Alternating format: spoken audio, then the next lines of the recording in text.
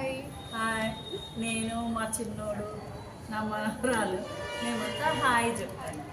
ఈరోజు వీడియో ఏంటంటే అందరూ ఇష్టంగా భోంచేయాలనుకుంటారు కాబట్టి మంచి కూరలు ఉంటే కనుక బాగా తింటాం సభ్యులు.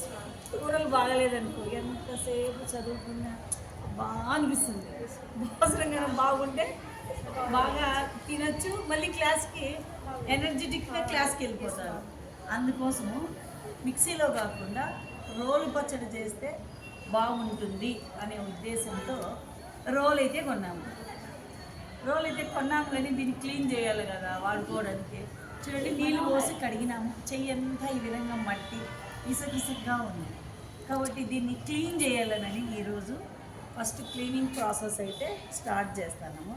కడిగాము 2-3 సార్లు నీట్గా పీసు పెట్టి, అయినా కూడా ఇదంతా తెల్లగా ఉంది. ఇదంతా ఇసుక కాబట్టి మనం తింటే బాగుండదు. ఫస్ట్ క్లీన్ చేసుకోవాలి. కాబట్టి ఏ విధంగా క్లీన్ చేస్తున్నామంటే అన్నం తీసుకొచ్చాము కొంచెము. ఫస్ట్ ఇదంతా కూడా చాలా రఫ్గా ఇసుకగా ఉంది. ఎంత ఇసుకగా ఉందంటే అంత ఇసుకగా ఉంది కాబట్టి మనం ఫస్ట్ రోలు గుండు క్లీన్ చేసుకోవాలి. అందుకని కొంచెం గుండు అన్నం అయితే తీసుకొచ్చినాము. ఈ అన్నాన్ని వేసి రుబ్బి జరుగు వీడియో వస్తుంది కదా. హాయ్ చెప్పు అందరికి. హాయ్ వివాస్. నువ్వు అడ్డం తినానా ఇక్కడ పెట్టు. నేను చక్క మొక్కలు వేసుకొని కూర్చోలేను కాబట్టి కొంచెం కష్టంగా ఉంది. అయినా పర్వాలేదు కూర్చోండి. ఈ విధంగా కొద్దిగా నీళ్ళు పోసుకొని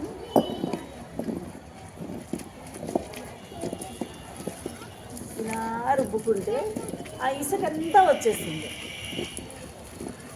మామూలుగా బియ్యం వేసి రుబ్బుతారు. ఒకసారి అన్నం వేసి చేయి పడుతుంది. ఒకసారి అన్నం వేసి రుబ్బిన తర్వాత మళ్ళీ బియ్యం కూడా వేసి రుబ్బుతాను. చూడు, ఆ అన్నం అంతా తెల్లగా కాకుండా ఎంత డార్క్ అవుతా ఉందో. ఇది ఈ విధంగా రోట్లో రుబ్బేదాని వల్ల టేస్ట్ బాగుంటుంది. చేతులకి ఎక్సర్సైజ్ అనేది కూడా ఉంటుంది.